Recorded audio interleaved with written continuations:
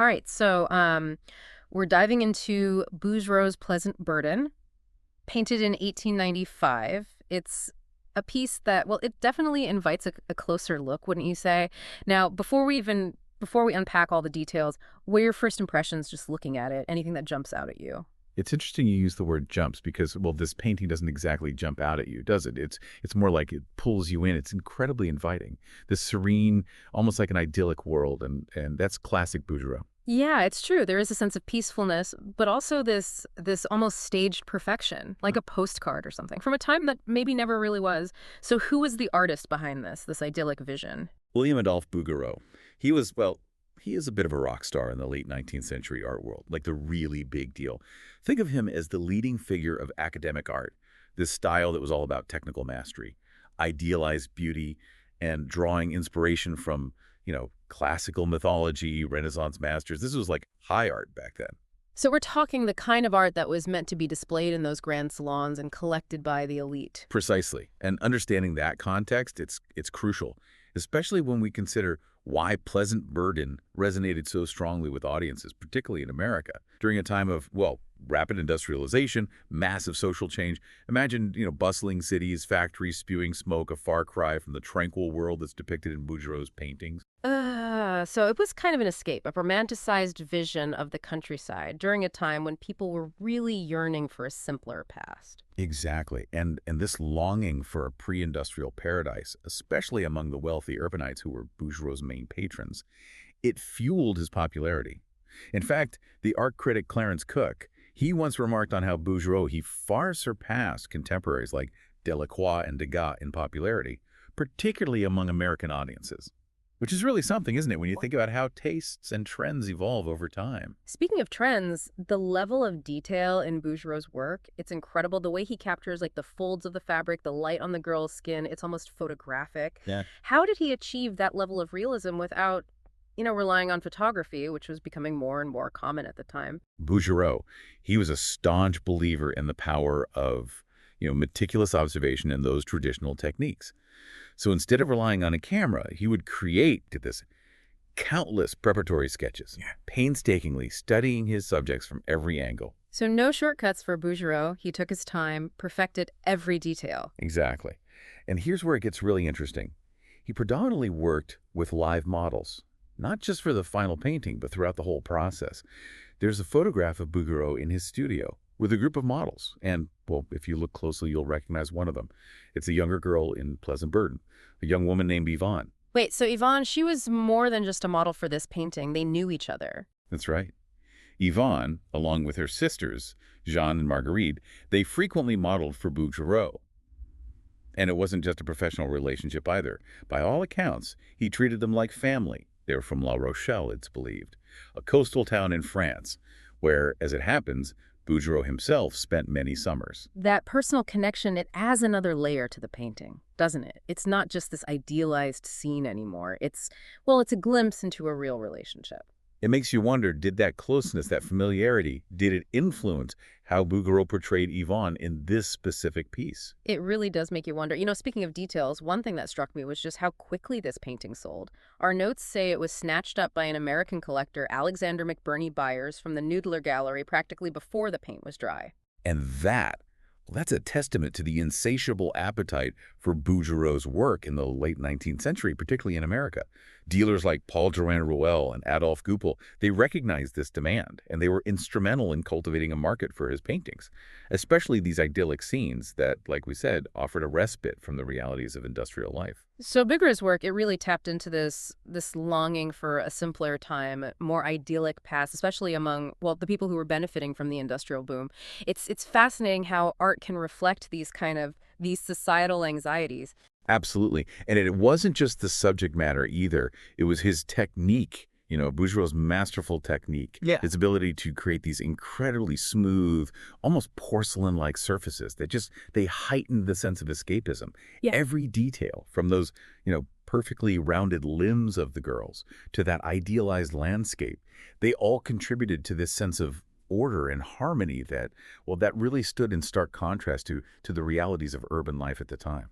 It's funny you should say that. There's this quote I came across, and I can't recall who said it, but it goes something like, "Art imitates life, but sometimes life imitates art." And it makes me wonder if Bouguereau's paintings, I don't know, with their romanticized view of peasant life, if they weren't also shaping people's perceptions of the world around them. It's a bit of chicken and egg, isn't it? Did Bouguereau simply capture this yearning for a bygone era, or did he, through the sheer popularity of his work, help to solidify that nostalgic vision?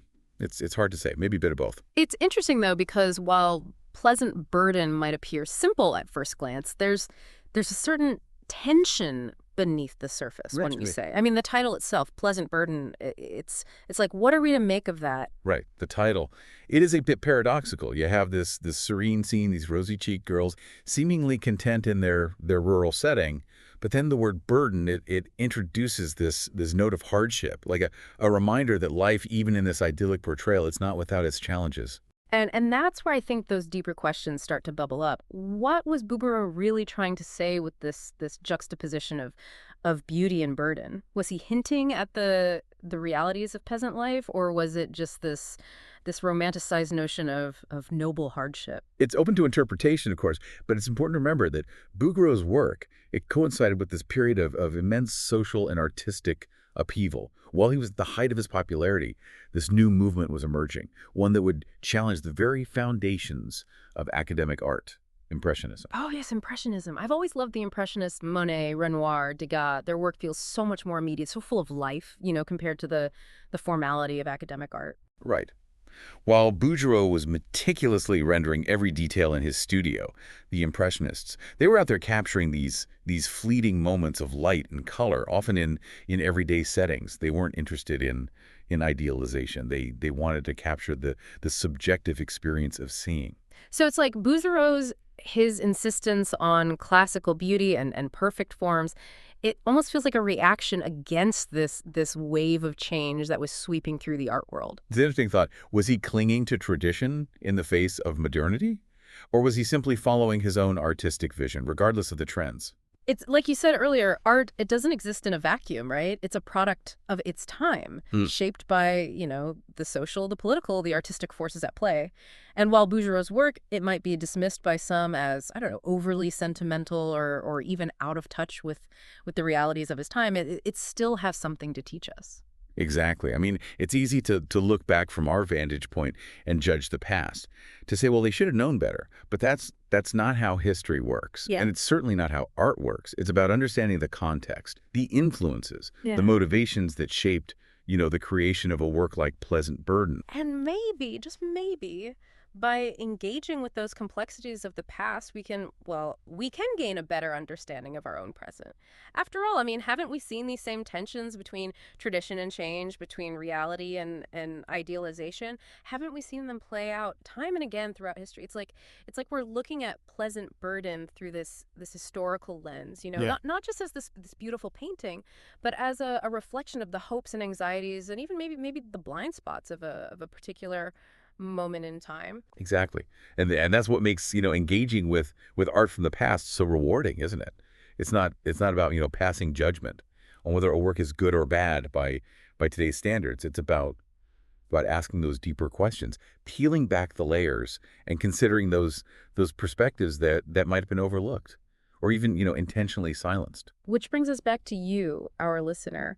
You brought us this painting because, well, something about it intrigued you. What stands out to you now, having explored the world in which it was created? Does it hit differently? It's easy to, approach art with these preconceived notions, but when we dig a little deeper, when we learn about the life of the artist, the social and political climate, the artistic movements, it gives you a whole new appreciation, don't you think? It's like that aha moment, when you suddenly see the bigger picture, the connections between these threads and those connections, they don't stop with the artist. They extend to us, the viewers, in the 21st century. Absolutely. When we look at Pleasant Burden, maybe we see, I don't know, echoes of our own yearning for a simpler time, a romanticized past that Yeah. maybe it never really existed. Or maybe we see how art can be both, a mirror.